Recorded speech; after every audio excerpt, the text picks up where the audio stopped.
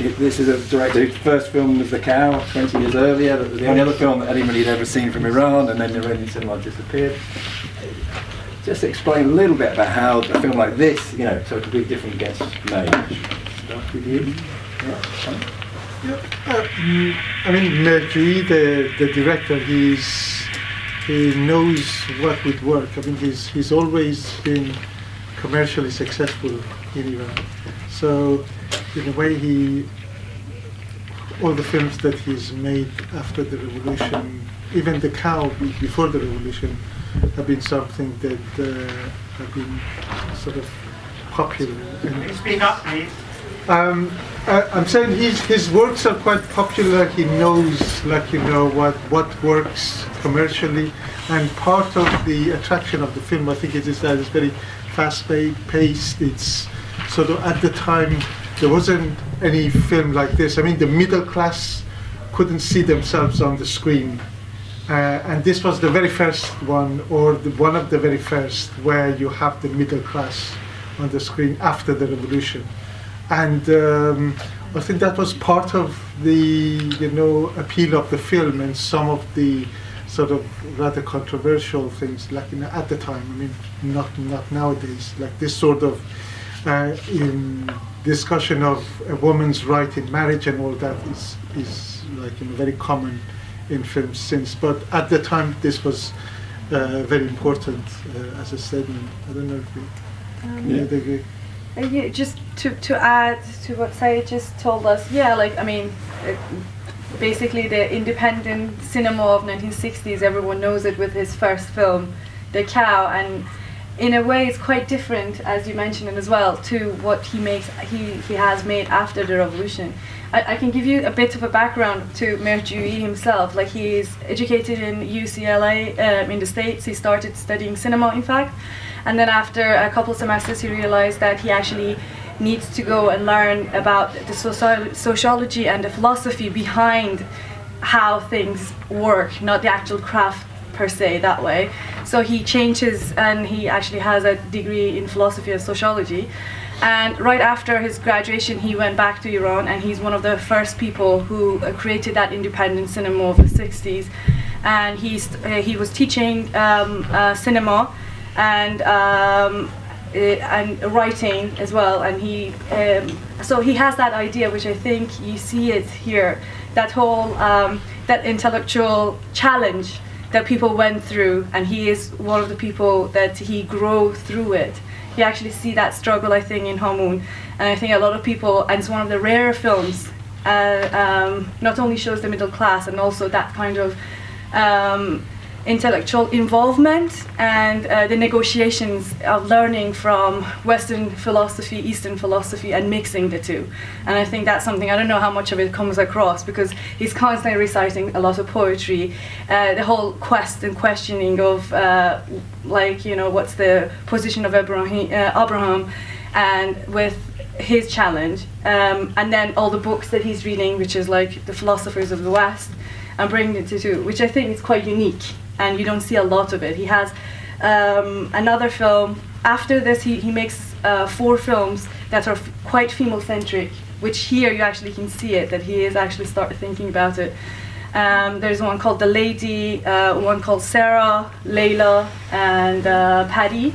And the 4th one out of those series, again, goes back to this philosophical and Sufi trance, in a sense. So that's my thing, I'm sure. Well, I'm glad that I'm seeing these films today after a long time. Mm-hmm. Well, I found this one, to be honest, far from being subtle. And mostly because when the film came out, it was a huge success. And the interesting thing about Iranian cinema was, and it still is, that many of these mainstream art films were very popular, commercially popular. One of the best-selling, one of the box office hits of Iranian cinema is A Separation, which is a film that people went and see. The same happened for Hamoun and other Merjoui films. But in the 60s, this film was produced by Farabi. The previous screening was a Qanun film. Now you know a bit about Qanun. Farabi was the other body of the government body of organizing screenings and distributing films and producing films, and they were investing heavily in the 80s in this kind of slightly more liberal films, but kind of discussing issues related to tradition, religion, and faith in Iran. And this film was definitely one of the pioneers of the field, and definitely one of the better ones. But today I found it really dated, especially the husband and wife relationship was, I mean, the guy is what people like, for instance, gangsters in cinema. It doesn't mean that if you like a character the way people like Hamoun, it means that you're accepting everything he or she does. But I found it quite misogynist.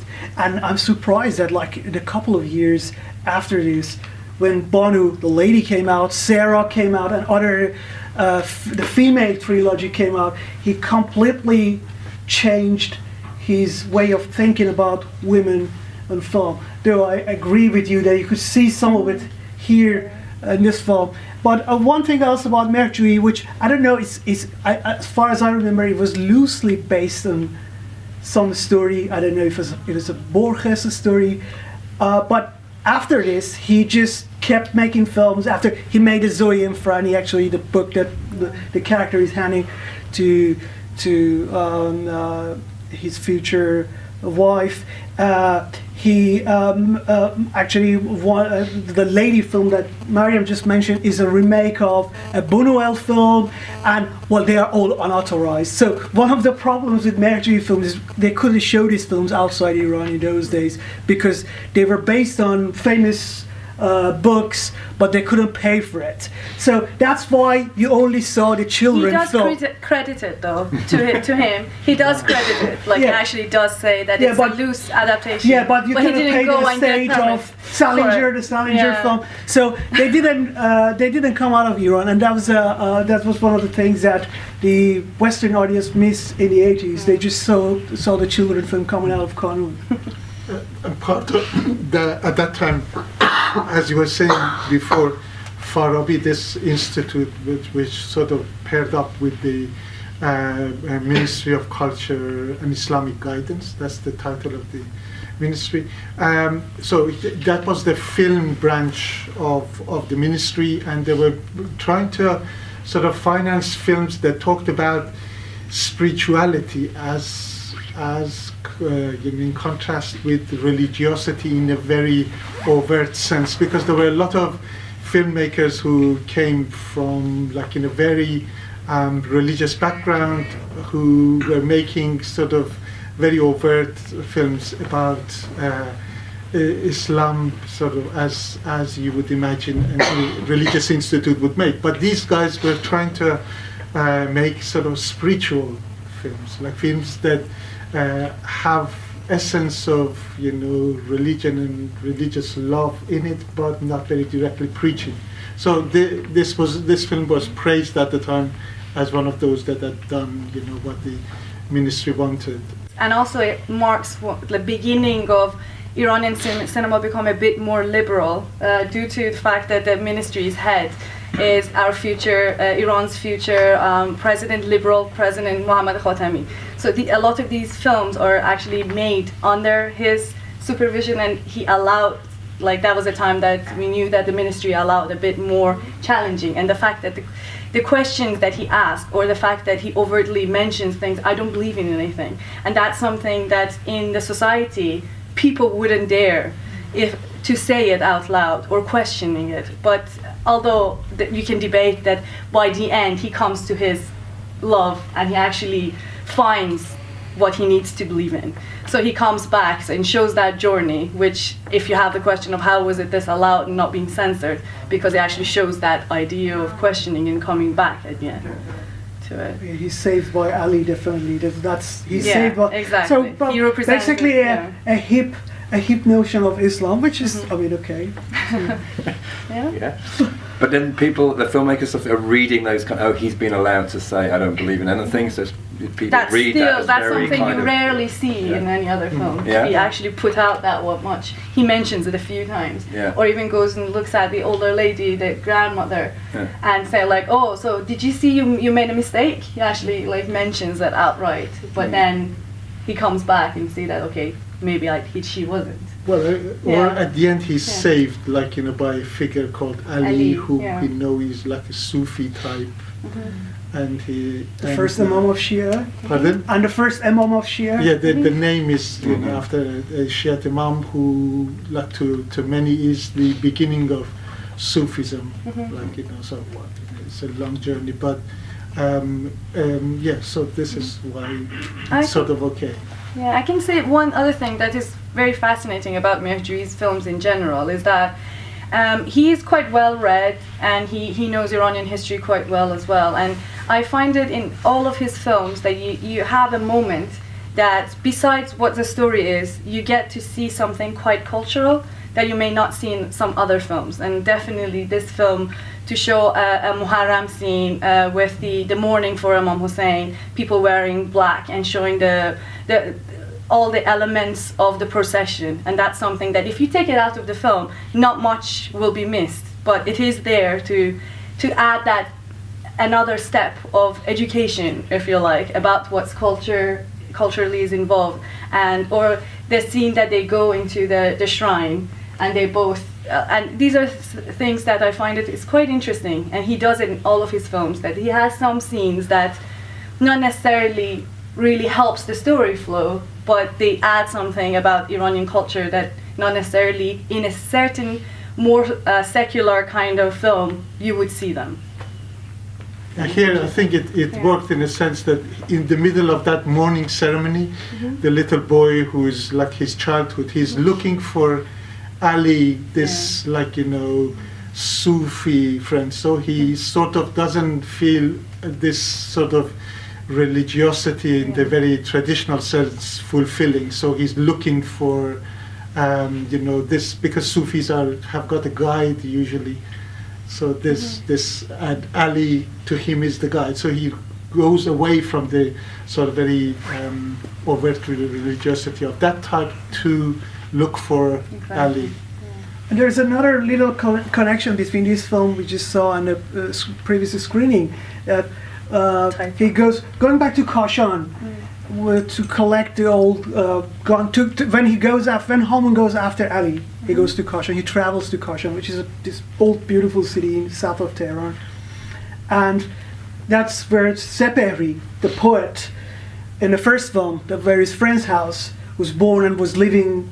And he looked very much like this Ali. Indeed, exactly. yes. So I'm sure when Mehdi was making the film, he was thinking about Sepehri when filming those bits in Kashan, which shows that how in the 80s these films were kind of working on the same ideas, going back to to modern poetry and tradition, and kind of rethinking the religion in a cinematic way, which sometimes work very well.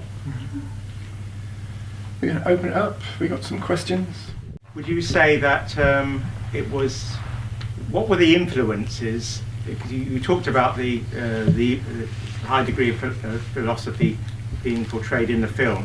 So what were the influences on the filmmaker to actually have brought him to wish to include these kind of themes? Are there any things you're aware of in his background, in his education, in his contacts that spurred him onto this kind of thing? Well, And the misogyny you mentioned. Yeah. You mentioned misogyny being present in the film, and yet you said later on he seemed to become less misogynistic. Was there any reason for that? Was there a lot of criticism, or did he suddenly realise the error of his ways? And finally, do you think it's a typical thing for husbands who are irritated by their wives to dispatch them to psychiatrists? Well, I'm not married. I don't know how to answer to that question. But there are actually two questions. The first question was about influences. Well, in terms of influences from cinema, Mehdi was influenced by many great filmmakers. I always see Hamoun as a kind of Iranian pastiche of Woody Allen and Fellini. Both are huge influences on Mehdi. And many other directors, if you just Google interview with Iranian New Wave masters. I've done an interview with Merji on the subject, his influences, and in there he kind of lists all his cinematic influences and other things as well. I mean, literature, music, etc. So he's a very well-read, very cultivated man. But in terms of how people responded to the film when it was shown in terms of misogyny, and it wasn't very common to read films that way. I mean, the generation of female filmmakers, the third screen today, Rafshan Bani-Etemad, and now very interesting group of female filmmakers and women's cinema, which came in the late 80s and 90s, and now was a totally different wave. I mean, it was completely different from these directors who had started their career in the 60s. And as far as I know, as far as I remember, nobody realized that how, in my opinion, how Merji's view on women was degrading. You're going to disagree. You don't agree? I don't agree at all. Okay. And I think actually his films, my work is on gender representation in Iran, and I don't really see that he is dealing with it in that way, and he is criticizing certain ways of it. And the reason we like Hamoun, it's not that he's actually treating her that way, but it's about the struggle he's going through. I never read him as to be that I have the right to hit her. No, he feels bad about it, and I think he actually shown that way. And I don't think it's like the women are being degraded. If you read this one that way, definitely the next 4 films he makes, you will read them the same way. But I don't think so, because he focuses his camera a lot more on the women and how they feel. Like in Layla, the whole story of the film, sure, it is about the fact that the newly married cannot have a baby, and she accepts for the husband to go have a second wife. But it is about also questioning the fact that why such a thing should exist. And I think this film, with the whole scenes, if it was supposed to be quite pro-men in that sense, the whole scene in the court that she comes and say, the court judge says there's 12 articles, if he doesn't do them, you have all the right. And she says, okay, well, these are not my issue, I don't love him anymore. So he's actually raising all those issues that should be addressed in the society, and he is one of the first directors who addresses it. So I don't read it at all. He's literally gone mad. I mean. Yeah, exactly. There's So he's about certain he's a one confusion going on in all characters. There's no question about that. They're all No, but it's not confused. misogynistic. But she has no voice. And Merji, as the person who's directing it, I don't think he's promoting it. But the woman, the female character, the wife, she has no voice at all. She's like a piece of painting there that you can, splash things on, and she's not real. I agree that later all those films are totally different. But I mean, I don't understand. I don't see it like that she's completely like a painting and she's not real at all. She actually has a presence. When she is there, she has a presence. But the film is not about her. The film is about Hamoun. So as I said, I just don't read it that way. But I mean, films, we can love it and hate them. So there's no right or wrong or anything. I don't know. What do you think? Yeah, I'm not a sort of huge fan of the film, but sort of in this sense, probably, there is a sort of balance because we know that he's going mad, but we sometimes perhaps to agree with you, Ehsan, that you seem a bit too much. I was uncomfortable. I mean, just was instant reaction to the screen that. I felt that, because I remember it differently. But that does happen. I don't understand it. If it makes you unhappy, that's actually good. And that's the influence of it. Just because it makes you unhappy, it shouldn't be shown. That's wrong. That would be the rest of Iranian cinema of the time. Well, that many of them, many of them. No question. The doctor says about Iranian man, there's a scene in the film. And in fact, a lot of people, no, it's not just the doctor that says that it's all a man. In fact, the mother-in-law says, you're like any typical man. Like, she says it. So it's actually being questioned.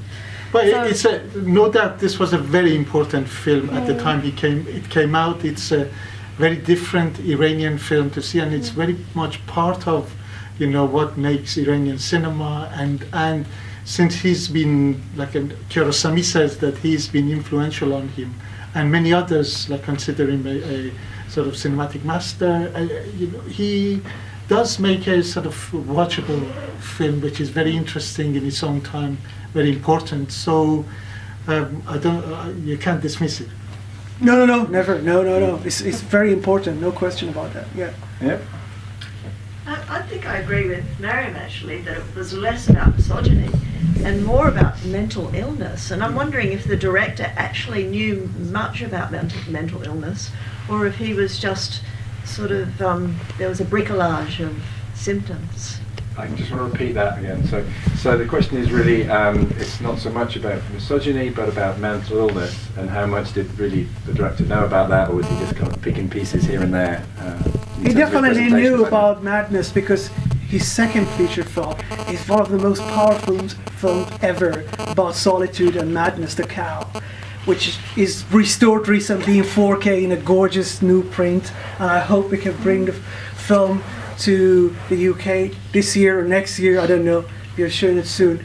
But and his films he made after that, The Postman, they all, especially films before the revolution, they all deal in one way or another with the subject. It's madness and solitude, both of them, which you can see in Hamoun. So I guess he knows the subject, or he has studied the subject, and he loved and actually made a documentary about Arthur Rimbaud, the French poet. So he was interested in illuminations and poetry and madness, and you can see that in many of his films, even more recent films, which I don't like at all, but still you can see traces of these. Yeah. He questions, he has similar tones as you mentioned in most of his films, so there must be. And that The Cow, he actually worked with the psychiatrist, so they created the script together on that basis. Was this one made before The Cow? Oh yeah, Cow is from 1969. All right. This is from mid-80s, All right. 16 years, 17 years Well, after The Cow. Yeah, only a couple of films between them. He didn't make too many. The scene was beautiful, the scene with the mother, which again his Fellini side, because Iranians have this Fellini thing going on, like the mother type, the mother and others. And the mother was there, and exactly that scene was ripped off from 8½. Then when the mother comes and drives the boy, what have you done, when they're playing with other women. And so I felt that other women hanging around with, in Fellini's film, with lashes and everything. Here, the Iranian version of it, but the mother figure was very strong, both the mother and the grandmother, which I found that scene still very moving. Yeah, speaking of mother, and I think the whole idea that he says that I don't know what is my faith, what is this, what is my country, and then the whole idea that he finds himself back in the sea is like the motherland, is like I think it's a universally accepted metaphor for it as well, that it comes through very much so. And you say especially the grotesque kind of imagery, and even have the different characters dressed up, you have it in Comedy dell'arte or grotesque film coming later on in Fellini and later in cinema. So he has a lot of references. And shows his knowledge of general world cinema and philosophy, I think. Yeah. Okay, any more? One more question if we have it? No, we're going to go and have a cup of tea.